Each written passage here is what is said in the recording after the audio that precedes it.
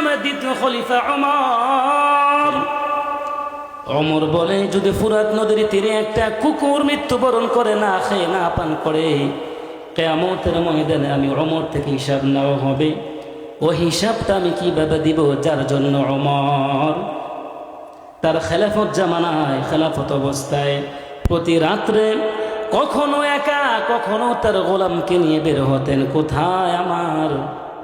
আমার দেশে জনগণ না খেয়ে রয়েছে, খোঁজ করার জন্য। হঠাৎ করে একদিন ঘরের পাশে একটা আওয়াজ হয়ে গেল, মা তুমি দুধের মধ্যে পানি মিশ্রণ করো না। মা বলল, মেয়ে আমার, তোকে জন্ম দিয়েছে, আমার কথা শুনতে হবে। যদি দুধের মধ্যে পানি মিশ্রণ করে সকালে বিক্রি করি, লাভটা আমার হবে, তোর হবে না, লাভটা আমার হবে। মা গো, ওমর জেনে ফেলবে। মা তার মাইকে বলল, আমার মেয়ে ওমর তো এখানে নাই, ওমর কিভাবে জানবে? জানলে না শাস্ত্রের ব্যবস্থা করবে। খলিফাতুল মুসলিমিন ওমর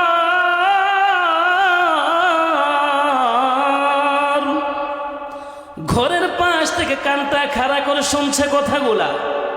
আল্লাহর জমিনে এখনো এমন বান্দা রয়েছে যারা ওমরকে ভয় পায় না। ভয় পায় কাকে বলেন? আল্লাহ, আল্লাহু লা ইলাহা ইল্লা হুয়াল হাইয়ুল কাইয়্যুম। ওই আল্লাহ যিনি চিরঞ্জীব, লা তাখুযুহু সিনাতুন ওয়ালা নাওম, যার কোনো খাবার নাই, কোনো ঘুম নাই, বলি আল্লাহু আকবার। হে মেয়ে আমার, ওমর তো নাই, কোনো ভয় নাই, পানি মিশ্রণ করো। মেয়ে ভয় করে আল্লাহকে। ও মাইয়াত্তাকিল্লাহা ইয়াজআল লাহু মাখরাজা। মাঘো, ওমর নাই সেটা ঠিক সত্য কথা, কিন্তু যিনি আমাদের মালিক, যিনি আমাদের সৃষ্টিকর্তা, যিনি আমাদের খালেক, যিনি আমাদের রাজ্জাক, রিজিক দাতা, ওই মহান প্রতিপালক রয়েছে, তিনি তো দেখছেন গো মা, না আমার হাত দ্বারা এই কাজ আমি করতে পারবো না।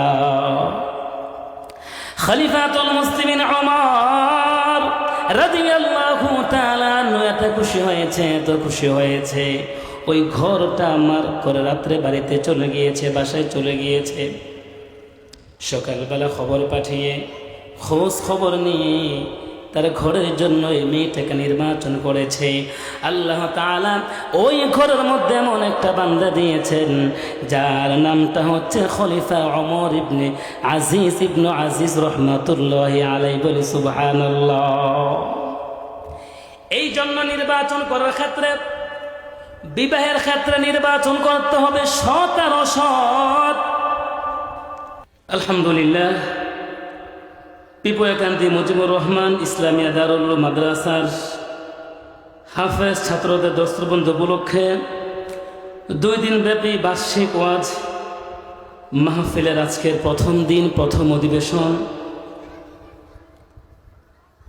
আজকের প্রথম দিনের সভাপতিত্ব করিবেন রাহমানিয়া কাফেলা বাংলাদেশের সম্মানিত আমির, পীরে কামেল আওলাদে ওলি আলহাজ হযরত মাওলানা আবু বকর সিদ্দিক আল কাশিমি পীর সাহেব বানিয়াপাড়া। আমন্ত্রিত মেহমান উলামায়ে কেরাম আলহাজ হযরত মাওলানা মুক্তার আহমদ শরীফপুরী সাহেব। ওয়াজ করেছেন মুহাব্বতের ভাই হযরত মাওলানা আবু হানিফ আশরাফি সাহেব, খতিব দাউদকান্দি পৌরসভা জামি মসজিদ। আজকের প্রধান অতিথি জনাব মুহাম্মদ গিয়াসউদ্দিন মিয়াজি সাহেব, মালাখালা, কুয়েত প্রবাসী। মুআজ্জাজ মুকাররম উলামায়ে কেরাম, দূর দূরান্ত থেকে আগত তাওহীদি জনতা, পর্দার আড়ালে অবস্থানরত শ্রদ্ধেয়া সম্মানিত মা ও বোনেরা, মহান রব্বুল আলামিনের দরবারে লাখ কোটি শুকর সুজুদ। যেই মহান রব্বুল আলামিন বিগত বৎসর নেই, এই বৎসরও আজকে এই ফরজে বাড়ি জামে মসজিদ মুজিবুর রহমান মাদ্রাসার মাঠেই আল্লাহ তাআলার বিশেষ নিয়ামতে, বিশেষ কুদরতে, অশেষ রহমতে, দয়াময় অনুগ্রহে আল্লাহ তাআলা আমাদেরকে আজকের এই সামিয়ানা বেহেশতের বাগান নিচে বসিয়েছেন, বসার তৌফিক দান করেছেন। ওই শুকরিয়া তার সকলে একবার জবান দিয়ে প্রকাশ করি আলহামদুলিল্লাহ। শত শত সালাম ও দরুদ বিশ্ব মানবতার দূত, বিশ্ব মানবতার কান্ডারি হযরত মুহাম্মদুর রাসূলুল্লাহ সাল্লাল্লাহু আলাইহি ওয়াসাল্লামের উপর। সম্মানিত মুসলিম ইকরাম, এই বেহেশতের বাগান আজকে আছে, ইনশাআল্লাহ আগামীকালকেও থাকবে। এই বাগান আল্লাহ তাআলা যে প্রান্তে চান, আজকে আমরা এখানে বসেছি। আল্লাহ রাসূল সাল্লাল্লাহু আলাইহি সাল্লাম ইরশাদ করেছেন, যেখানে দ্বীনি মাজলিস, যেখানে কোরআন হাদিসের কথা হয়, ফেরেশতাগণ আল্লাহ তাআলার কাছে গিয়ে সমস্ত কিছু বিস্তারিত বর্ণনা করে বলেন। এমনকি আল্লাহর হাবিব বলেছেন, ফেরেশতাগণ একজনের কাঁধে আরেকজন ভর করে আসমান পর্যন্ত চলে যায়। বলি সুবহানাল্লাহ। মহান মালিক, মহান রব্বুল আলামিন সব কিছু জানার পরও আবারও প্রশ্ন করেন, তোমরা কি দেখেছ? ফেরেশতাগণ আল্লাহ তাআলা জানেন, এই কথা জানার পরও সব কিছু বলেন। আল্লাহ তাআলা ওই বান্দাদেরকে তার মাকবুল বান্দাদের মধ্যে কবুল করেন। বলি আলহামদুলিল্লাহ। আমরা কি চাই ওই মাকবুল বান্দাদের মধ্যে হইতাম? চাই কিনা বলেন? চাইলে একটু কষ্ট করে সামনে এসে যায়, একটু কষ্ট করে সামনে এসে যায়। আমরা কাতারগুলো আমরা ফাঁকা না রাখি। সম্মানিত তাওহীদি জনতা, আমি বেশি দূরের নয়, এই গ্রামের একজন সন্তান। আলহামদুলিল্লাহ, প্রতি বছর এই বছর এখানে এসেছি। যাদের কষ্টের বদৌলতে, যাদের মেহনত পরিশ্রম, মাদ্রাসার ওস্তাদ ছাত্র, উলামায়ে কেরামগণ, বিশেষ করে প্রিন্সিপাল সাহেব এবং কমিটির বৃন্দ যারা আছেন এবং এলাকার মুরব্বীদের উসিলা করে আজকের এই বেহেশতের বাগান এবং আমি নাখান্দ এখানে আল্লাহ তাআলা এনেছেন, আবারও আমি শুকরিয়া আদায় করছি আলহামদুলিল্লাহ। আজকে আমার খুতবার মধ্যে যে আয়াতে কারিমা তেলাওয়াত করেছি, এইটা হচ্ছে প্রথম আয়াত। জান্নাতীদের আলামত হচ্ছে মোট 14টা। কয়টা বলেন? সকলে আজকে মুখস্থ করে নেবেন। ওই 14টাকে আমার মধ্যে, আপনার মধ্যে আছে কিনা এটা আমরা দেখব। প্রথম নাম্বার হচ্ছে, 1 নং হচ্ছে তাওয়াজু। কি বলেন? তাওয়াজু, বিনয়। বিনয় কে পছন্দ করে বলেন? আর কে পছন্দ করে না? বিনয় যিনি পছন্দ করেন সবচেয়ে, তিনি হলেন মহান সৃষ্টিকর্তা আল্লাহ। বলেন কে? আল্লাহ। বিনয় আমার মধ্যে থাকার প্রয়োজন, আপনার মধ্যে থাকা প্রয়োজন। যার মধ্যে বিনয় রয়েছে সে জান্নাতীদের 1 নং আলামত। বলি সুবহানাল্লাহ। আল্লাহ পাক রব্বুল আলামিন সূরাতুল লুকমানের মধ্যে বলে দিয়েছেন, ولا تصعر خدك للناس ولا تمش في الأرض مرحا إن الله لا يحب كل مختال فخور। জান্নাতীদের 1 নং আলামত হচ্ছে তার মধ্যে বিনয় থাকতে হবে। আর আল্লাহ পাক রব্বুল আলামিন সূরাতুল লুকমানের মধ্যে বলে দিয়েছেন, ওয়ালা তুসাইর খাদ্দাকা লিন্নাস। ওরে বান্দা, অহংকার বশত মানুষদের, লোকদেরকে তুমি অজ্ঞতা বশত তুমি করবা না।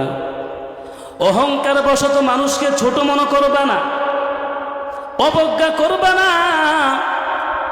ইন্নাল্লাহা লা ইউহিব্বু, এর পূর্বে আল্লাহ বলেছেন, ওয়ালা তামশি ফিল আরদি মারহা। জমিনের মধ্যে তুমি অহংকারী করে তুমি চলাফেরা করবে না। তোমার পাওয়াটা যেন জমিনের মধ্যে চলে ধীরে ধীরে। এই মাটির জবান রয়েছে, মাটি বুঝে আমার হাঁটা আর আপনার হাঁটা কেমন, বিনয়ের হাঁটা আর অহংকারের হাঁটা কেমন। কারণ আল্লাহ পাক রব্বুল আলামিন বলেছে, ইন্নাল্লাহা লা ইউহিব্বু কুল্লা মুখতালিন ফখুর। আল্লাহ তাআলা অহংকারীদেরকে পছন্দ করে না। কি করে না বলেন? এই জন্য 1 নং আলামত জান্নাতের, যারা জান্নাতে যাবে এর মধ্যে 1 নং আলামত হচ্ছে বিনয় থাকতে হবে। প্রশ্ন করুন, থার্মোমিটারটা হাতে নেন, আমার মধ্যে আপনার মধ্যে বিনয় আছে কিনা? যদি বিনয় থেকে থাকে তাহলে আমি ঘোষণা দিতে পারি আমি আর আপনি জান্নাতি। قال رسول الله صلى الله عليه وسلم من تواضع لله رفعه الله। বিশ্বনবী রাহমাতুল লিল আলামিন বলেছে, মান তাওয়াযা লিল্লাহ, যে ব্যক্তি শুধুমাত্র আল্লাহর জন্য বিনয় হয়, রফাআহুল্লাহ, আল্লাহ তাআলা কুদরতিভাবে তার সম্মানটা উঁচু করে দেন। বলি সুবহানাল্লাহ। নিজে যাকে বড় বলে বড় সে নয়, লোকে যাকে বড় বলে বড় সে হয়। তাহলে বলুন জান্নাতীদের 1 নং আলামত কি? বলুন বিনয় থাকতে হবে। কি থাকতে হবে বলেন? মুহাম্মাদুর রাসূলুল্লাহ সাল্লাল্লাহু আলাইহি ওয়াসাল্লামের বিনয়।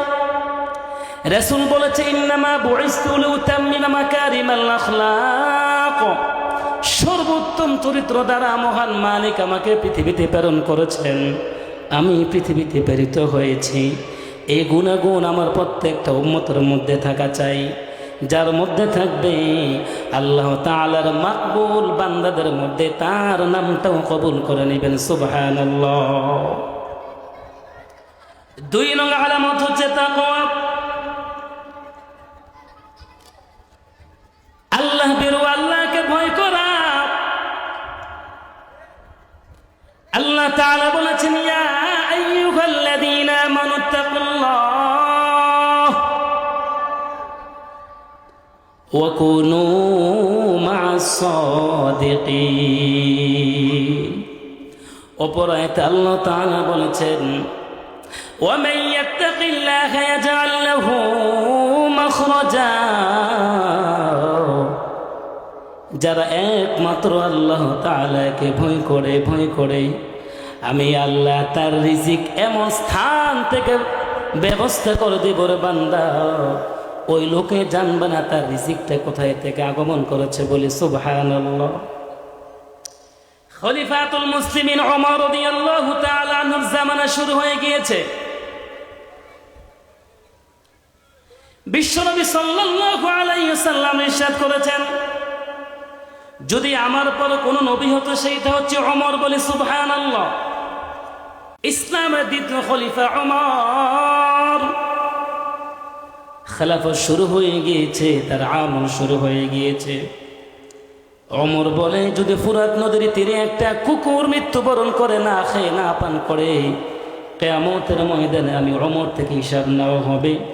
ও হিসাবটা আমি কিভাবে দিব? যার জন্য ওমর তার খেলাফত জামানায়, খেলাফত অবস্থায় প্রতি রাত্রে কখনো একা কখনো তার গোলামকে নিয়ে বের হতেন। কোথায় আমার দেশে জনগণ না খেয়ে রয়েছে খোঁজ করার জন্য। হঠাৎ করে একদিন ঘরের পাশে একটা আওয়াজ হয়ে গেল, মা তুমি দুধের মধ্যে পানি মিশ্রণ করো না। মা বলল, মেয়ে আমার, তোকে জন্ম দিয়েছে, আমার কথা শুনতে হবে। যদি দুধের মধ্যে পানি মিশ্রণ করে সকালে বিক্রি করি, লাভটা আমার হবে, তোর হবে না, লাভটা আমার হবে। মা গো, ওমর জেনে ফেলবে। মা তার মেয়েকে বলল, আমার মেয়ে ওমর তো এখানে নাই, ওমর কিভাবে জানবে? জানলে না শাস্ত্রের ব্যবস্থা করবে। খলিফাতুল মুসলিমিন ওমর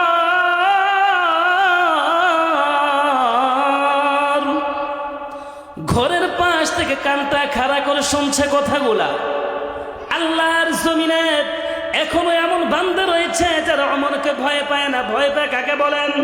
আল্লাহ, আল্লাহু লা ইলাহা ইল্লা হুয়াল হাইয়ুল কাইয়্যুম।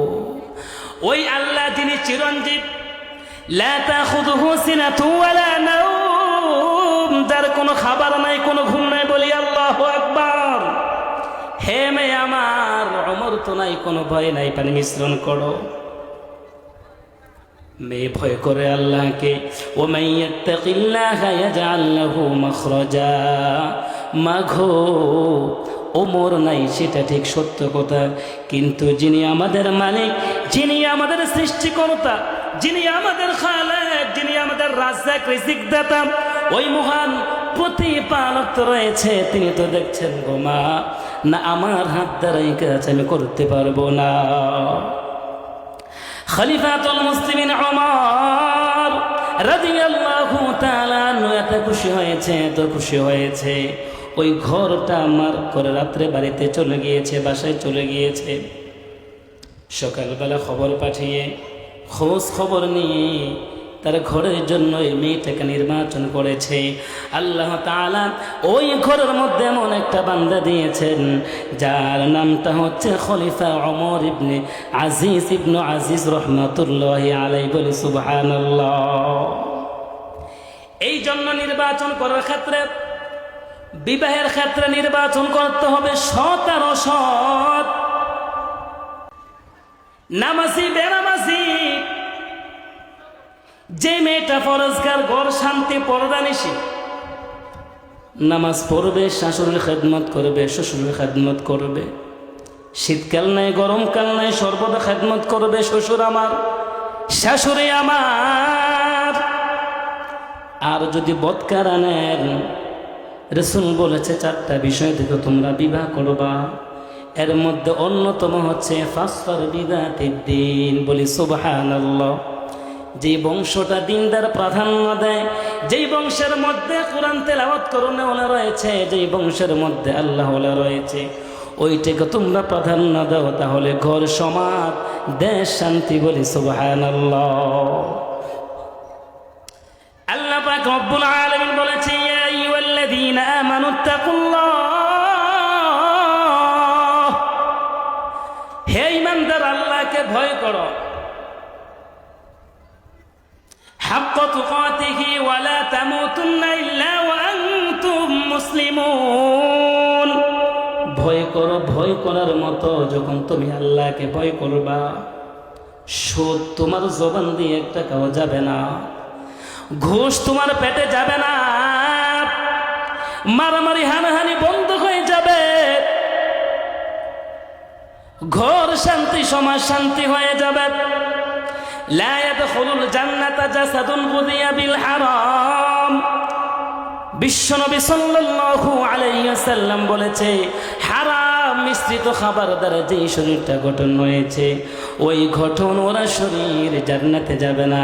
এখন প্রশ্ন করুন তো, হ্যাঁ পিপুয়াকান্দির তাওহীদ জনতা, একবার প্রশ্ন করুন, আমার জীবদশায়, আমার কর্মজীবনে, আমার 20, 30, 40 বছর কর্মজীবনে যখন আমি কাজ করেছি, কর্ম করেছি, যেই টাকাগুলো উপার্জন করেছি, ওই টাকাগুলোর দ্বারা আমার শরীরের মধ্যে টাকাগুলো বহন করেছে কিনা, বক্ষণ করেছে কিনা, এই টাকাগুলো স্ত্রীকে খাওয়াইছে কিনা, এই সন্তান এইগুলোকে বক্ষর করেছে কিনা, একবার নিজেকে প্রশ্ন করুন আর রাসূলুল্লাহ হাদিসটা স্মরণ করুন, লা ইয়াদখুলুল জান্নাতা জাসাদুন গুযিয়া বিল হারাম।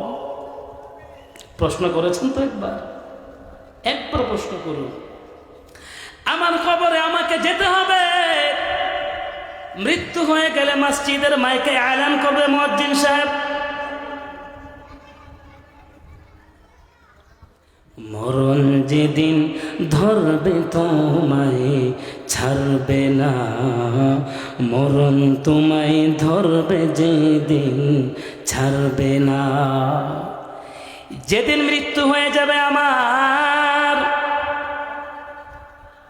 খবর দেওয়া হবে, মুয়াজ্জিন সাহেব আমার বাবা মারা গিয়েছে, লাশটা ঘর থেকে বের করে দেন, ভয় লাগে, দ্রুত বের করে দেন, কাফন দাফন করা হবে, গোসল দেওয়া হবে, ওই তুলাগুলা নাকের মধ্যে দেওয়া হবে, আতর গোলাপ লাগানো হবে, ফজরের আযান হবে, নামাজের পরে আত্মীয় স্বজনগুলো আসবে।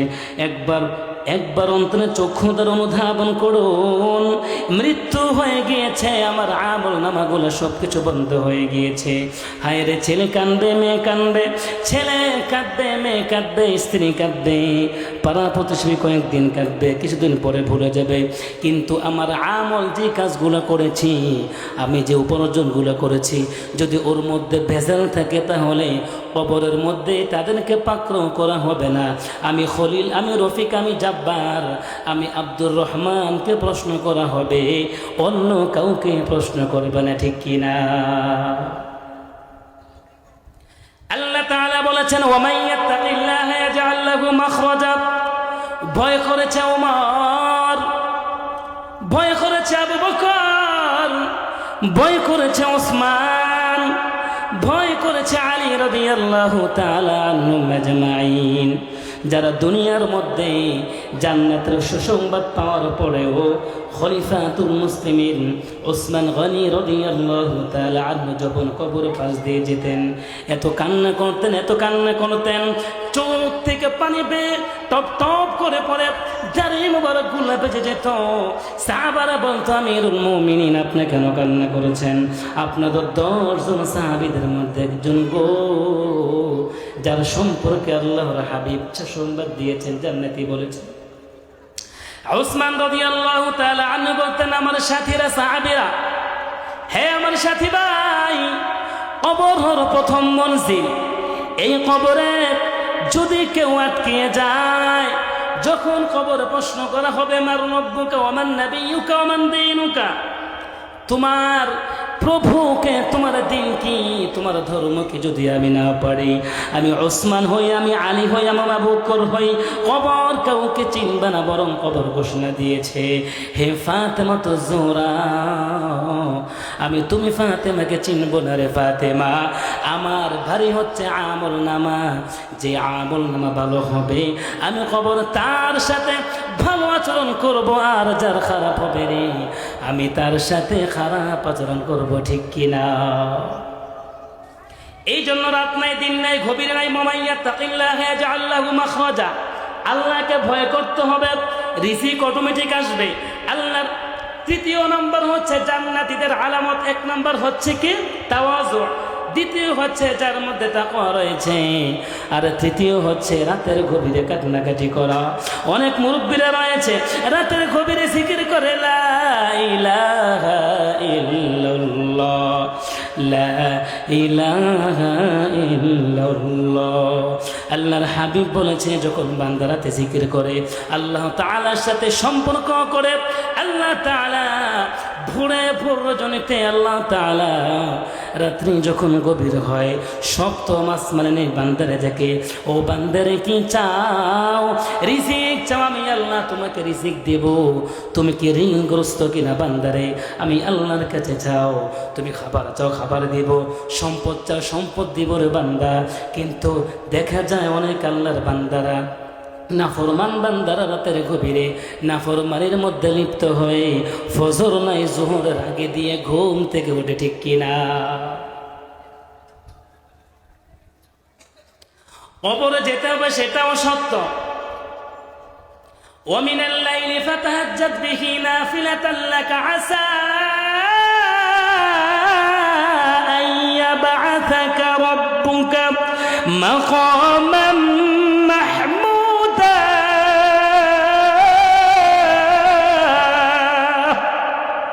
আল্লাহ তাআলা সূরা বানী ইসরাঈলের মধ্যে বলে দিয়েছেন, হাবিব, ওয়া মিনাল লাইলি ফাতাহাজ্জাদ বিহি নাফিলাতান লাকা, হাবিব, রাতের একটা অংশ আপনি কোরআন তেলাওয়াত সহ জাগ্রত থাকুন। নাফিলাতান লাকা আসা, এইটা আপনার অতিরিক্ত একটা সময়। আসা হয়তোবা আইয়া বাআসাকা রব্বুকা মাকামান মাহমুদা। ওগো হাবিব, হয়তোবা রুসিলে করে আল্লাহ তাআলা আপনাকে মাকামে মাহমুদের মধ্যে পৌঁছে দিবে। সুবহানাল্লাহ। সমস্ত নবীগণ রাতে আর ঘুমা করেছে, একটা অংশ তাহাজ্জুদ, জিকির, আজকার। আর ওই সময় রাসূল বলেছে, বান্দার 4টা ফজিলত থেকে একটা হচ্ছে, বান্দা আল্লাহ তাআলার কাছে যা চায় আল্লাহ তাআলা ওই বান্দার সেটাই কবুল করে, বলি সুবহানাল্লাহ। এই জন্য যারা জিকির পারেন জিকির করবেন, তালিম করবেন, রাতের গভীরে ইশার নামাজ পড়ে তালিম করবেন। নিজের কৃতকর্মের জন্য তাওবা ইস্তিগফার করবেন। জান্নাতীদের 4 নাম্বার আলামত হলো ইস্তেগফার বেশি বেশি পাঠ করে ইস্তেগফার করা। আল্লাহর হাবিব আগ পিছ কোনো গুনাহ না থাকার পরেও, বিশ্বনবী মাসুম হওয়ার পরেও প্রতিদিন 100 বারের উপরেও রাসূল ইস্তেগফার করতেন। বলি সুবহানাল্লাহ, আস্তাগফিরুল্লাহ, বলুন আস্তাগফিরুল্লাহ। আল্লাহর মালিক তোমার কাছে আমি ক্ষমা চাই। ইস্তেগফার করলে 1 নাম্বার হলো তার মনের পেরেশানি দূর হয়ে যাবে। অনেক পেরেশান ছেলে কথা শুনে না, মেয়ে দুষ্টামি করে, অভাব অনটন, কোনো কিছুই বরকত পায় না। 1 নাম্বার হচ্ছে ইস্তেগফার পড়লে প্রশান্তি আসবে, দ্বিতীয় হচ্ছে গুনাহ মাফ হয়ে যাবে, তৃতীয় হচ্ছে রিজিকের মধ্যে বরকত আসবে, আর চতুর্থ নাম্বার হচ্ছে তার দোয়া আল্লাহ তাআলা কবুল করে। বলি সুবহানাল্লাহ। সূরা নূহের মধ্যে আল্লাহ তাআলা বলে দিয়েছেন, ফাকুলতু আস্তাগফিরু রাব্বাকুম ইন্নাহু কানা গফফারা। ও রাসূল, আমি নূহ পয়গম্বর উম্মতদেরকে বলে দিয়েছিলাম, ফাকুলতু আস্তাগফিরু রাব্বাকুম, আল্লাহ তাআলার কাছে তোমরা ইস্তেগফার করো, গুনাহ মাফি চাও, আল্লাহ তাআলার কাছে প্রার্থনা করো। ইন্নাহু কানা গফফারা, ওই মহান মালিক তো গুনাহ ক্ষমাশীল, গুনাহ ক্ষমা করনে ওয়ালা। ইউরসিলিস সামাআ আলাইকুম মিদরারা, যার কারণে আল্লাহ তাআলা ইউরসিলিস সামাআ আলাইকুম মিদরারা, আকাশ থেকে বৃষ্টি অনেক অধিক পরিমাণে বর্ষণ করেছেন। ওয়ায়ুমদিদুকুম বিআমওয়ালিন ওয়া বানিনা ওয়া ইয়াজআল লাকুম জান্নাতিন ওয়া ইয়াজআল লাকুম আনহার। বলি আল্লাহু আকবার। ওরে নূহ পয়গম্বর উম্মতেরা, যার কারণে হয়তো আল্লাহ তাআলা ইস্তিগফার পাঠ করলে আল্লাহ তাআলা ওয়ায়ুমদিদুকুম বিআমওয়াল, সম্পদ বাড়িয়ে দিবেন, সন্তান বাড়িয়ে দিবেন, বিআমওয়ালিন ওয়া বানিনা ওয়া ইয়াজআল লাকুম জান্নাত, বাগান বাগিচা বাড়িয়ে দিবেন। এরপরে আল্লাহ তাআলা বলেছেন, ওয়া ইয়াজআল লাকুম জান্নাতিন ওয়া ইয়াজআল লাকুম আনহার। বলি সুবহানাল্লাহ। ইস্তেগফার দ্বারা মানুষ ক্ষতি হয় না, লাভ হয়। এই জন্য যারা মুরব্বীরা আছেন বেশি বেশি ইস্তেগফার পাঠ করবেন। আল্লাহর হাবিব রাহমাতুল লিল আলামিন 5ম নম্বরে হাদিসের মধ্যে বলেছেন, 5ম নম্বর হচ্ছে যে লোকের দানের হাতটা দীর্ঘ হয় ওই লোকটা জান্নাতি। বলে সুবহানাল্লাহ। এমন লোক রয়েছে দান করতে পারে না, তার মনটা রয়েছে। অনেকে বলে, হুজুর টাকা নাই, টাকা পয়সা কিছু নেই, কিন্তু মনটা রয়েছে। আমি এখানে শ্রম দিব, মাহফিলে শ্রম দিব, টাকা নাই, পয়সা নেই, শ্রম দিব। আছে না এখানে অনেক ভাইয়েরা আছে, শ্রম দিয়েছে, বুদ্ধি পরামর্শ মিটিং সব কিছুর মধ্যে সে উপস্থিত রয়েছে। আল্লাহর হাবিব রাহমাতুল লিল আলামিন বলেছে, ইযা মাতাল ইনসানু ইয়াকতু আমালুহু ইল্লা মিন সালাস, মানুষ মারা যায় সব কিছু বন্ধ হলো 3টা আমল নামা থাকে। আল আউয়াল সাদাকাতুন জারিয়া, 1 নাম্বার হচ্ছে সদকায়ে জারিয়া, যে কাজটার আমলটা সূচনা করে দিবে। ওই লোকটা মারা গেল, যতদিন পর্যন্ত এই কাজটা থাকবে, আমলটা থাকবে, ওই আমলের একটা অংশ তার কবরের মধ্যে পৌঁছে যাবে। সুবহানাল্লাহ, সুবহানাল্লাহ, আলহামদুলিল্লাহ, লা ইলাহা ইল্লাল্লাহ। বলুন সুবহানাল্লাহ, আলহামদুলিল্লাহ, লা ইলাহা ইল্লাল্লাহ। জান্নাতি আলামতের মধ্যে 6 নম্বর হচ্ছে ধৈর্য ধারণ করা। ইয়া আইয়ুহাল্লাযীনা আমানু ইসতাঈনু বিস-সাবরি ওয়াস-সালাহ ইন্নাল্লাহা মা'আস-সাবিরিন। 6 নং আলামত হচ্ছে যার মধ্যে ধৈর্য রয়েছে। আল্লাহ তাআলা বলেছেন, ইন্নাল্লাহা মা'আস-সাবিরিন। বলি আল্লাহু আকবার। ধৈর্যশীলদের সাথে স্বয়ং আল্লাহ আছে। বলি সুবহানাল্লাহ। ধৈর্য এমন মহৎ গুণ যেটা জান্নাত পর্যন্ত পৌঁছায় দেয়। ধৈর্যের বিপরীত ক্রোধ হওয়া, ধৈর্যহারা হওয়া, এইটা হলে চলবে না। যে কোনো কঠিন মুহূর্তে আল্লাহ তাআলার উপর ভরসা রাখতে হবে। ঋণগ্রস্ত হয়ে গিয়েছি, ভরসা আল্লাহর উপর রাখতে হবে। কঠিন মুহূর্ত হয়ে গিয়েছে, আল্লাহর উপর ভরসা রাখতে হবে। যে কোনো সমস্যার সমাধান একমাত্র মহান আল্লাহর উপর ভরসা রাখতে হবে। জান্নাতীদের উপর আলামত হলো 7 নং আলামত হলো অনুগত করা, অনুগত হওয়া। কুল আতিউল্লাহ ওয়া আতিউর রাসূল, তোমরা আল্লাহ এবং রাসূলের অনুগত হও, অনুগত করো। ফাইন তাওয়াল্লাউ ফাইন্নাল্লাহা লা ইউহিব্বুল কাফিরিন, যদি এর থেকে তোমরা বিমুখ বিরোধিতা করো তাহলে আল্লাহ তাআলা কাফেরদেরকে পছন্দ করো না, ওইটা পছন্দ করো না আল্লাহ তাআলা। যে কোনো একটা সিস্টেম রয়েছে, দেশ হোক, সমাজ হোক, গড় হোক, বড়দেরকে সম্মান করা, ইজ্জত করা, ছোটদেরকে স্নেহ আদর করা, এর মধ্যে বরকত থাকবে। যদি বিপরীত হয় কোনো বরকত থাকবে না। আল্লাহ তাআলা বানিয়েছেন আমাদেরকে, কাউকে মহান প্রতিপালকের সাথে শিরিক করা যাবে না, শরীক করা যাবে না। কথার মাধ্যমে হোক, যে কোনো মাধ্যমে হোক, আল্লাহ তাআলার কাছে সাথে কাউকে শরীক করা যাবে না। কারণ আল্লাহ তাআলা বান্দাকে সৃষ্টি করেছে তার ইবাদতের জন্য। ইবাদত করতে গিয়ে কোনো মাছ, তরুলতা, গাছপালা, কাউকে কারো সাথে জোট হয়ে মহান প্রতিপালকের সাথে শরীক করা যাবে না। যদি শরীক করে ফেলি তাহলে আমার আপনার নামটা মুসলমান থেকে অমুসলিমদের মধ্যে অটোমেটিক চলে যাবে।